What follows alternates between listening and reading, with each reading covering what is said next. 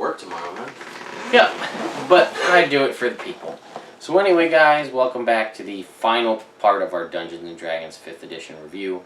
We've covered a lot of stuff here, Yeah. pretty much everything that's out or exists at this current point. So we just wanted to kind of do one final video to just wrap up everything in a nice, neat bow. So, First off, apologies. We said this would be 25 parts, and it's not. True. Sorry for lying. Not sorry for making it shorter.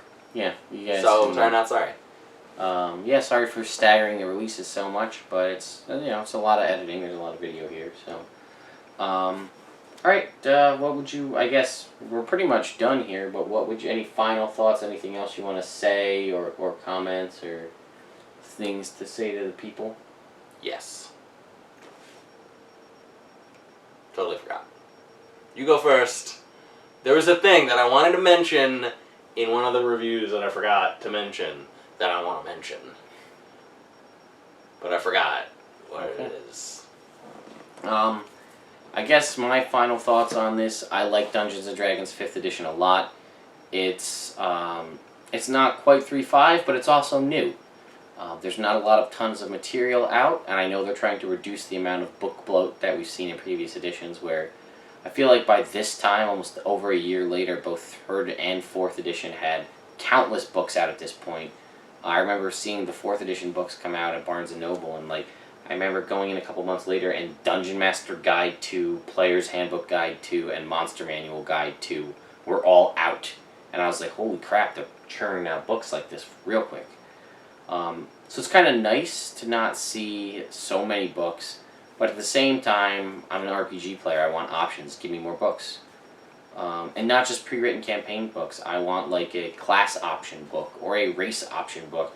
Or how about this? A martial guide book that's like a monk, fighter, barbarian book. And it's just options for these characters to make them better. To make them more on par with like a sorcerer slinging spells or a wizard or whatever. So that's sort of where I'm at. I love it though. I do enjoy playing it. I'd love to get to the point where we can live stream stuff for you guys so you can watch us play live, but there's We'll get there. There's issues. We'll get there. I'm going to disagree with everything you just said. Yeah. I like that there aren't options. I like that there's more emphasis on, like, you have 3 or 4 choices, and those are your choices. Towards the end of 3.5, I felt like you needed a master's degree in D&D to have a character that was good as everyone else's. Like, you needed to take 2 levels of fighter and 1 level of cleric and then 3 levels of rogue and then do the rest druid in order to make your character... Yeah, I know it's not a thing, but you know what I'm saying. Like, yeah, I get what you're saying. You had to take all these things and then look at all the variants and then find the class modifier that you're not going to use and how you could get rid of it and how you can get something else in order to make your character as good as the rest of your team, or even as good as the world you were playing in. So, I mean, maybe it's less overwhelming, and I like that. I feel like the choice between picking a bard, warlock, and sorcerer is hard enough, where I don't need a different option every time I get something. Every time I level up, I don't need 6 options of what I'm going to do. True. But that's where I'm at right now. I mean, part of that for us in 3.5 was in the game that I ran, I allowed everything. Yeah. I could have just cut it off at Player's Handbook, Dungeon Master Guide, and Monster Manual. Yeah. And then the options are curtailed, you have limited stuff. But even in that case, a druid or a cleric is way more overpowered than everything else in that game because they were almost unstoppable. So, what are you gonna do? So you needed the other options. Yeah. Plus, but I like that. I don't feel like you need them in this. I really like this version. I think it's a lot of fun. I do too. Like I said, I like more things. I like less things. Well, I loved all that stuff. I loved knowing about and trying out all the different things. I like the bizarre classes. Like, these are standard classes, for fantasy. But, I liked things like the Dragon Shaman and the Hexblade, which were, out there and very different. Yeah, that's cool. That's sort of my thing. Mostly because Dragon Shaman was the closest thing you could get to a paladin without being a paladin, because paladins were they're too good. Too walled the time lawful good. Yeah. So, that was the only other class that gave you auras. So that was like a, Good thing. So. Yeah. Did you ever think about that other thing you wanted to mention? No. You guys will never know. Okay. It might have had something to do with magic items. It was definitely in the DM's guide. Alright.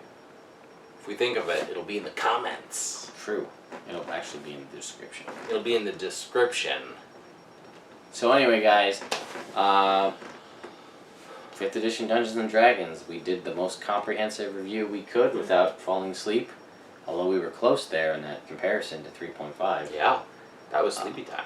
It was. Yeah, so thanks for watching. Thanks for sticking around. If you guys have any additional comments, anything you want to point out, anything you like or really don't like, let us know. Mm-hmm. I don't often do this, but I'm going to do it now because there's a lot of work here. So if you guys like this video, please like it. Please subscribe to the channel. And if you have other friends that are looking to get into Dungeons and Dragons and want to watch two dudes talk about it for hours, recommend them this video. Who wouldn't? Before I get into a game, I want to see dudes talk about it for hours. You know, he sounds like he's joking, but he's going to go home and watch every single one of these videos. And, like, we're going to get ready to play, and he's going to be like, oh, that's a good point we made in that video. I'm going to write that down. Yeah. Yeah, I know. I'll be taking notes on what I said. Yep. So, but yeah, if you do like what we do here, please like and subscribe and share it. Let us know and we'll do more. Yeah.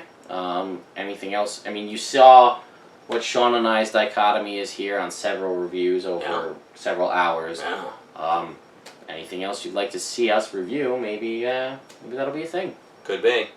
We go to Taco Bell a lot. Anything you want us to review on Taco Bell, just let us know. I think I just came up with the best segment possible. We review things up on Taco Bell's menu. We're rolling out.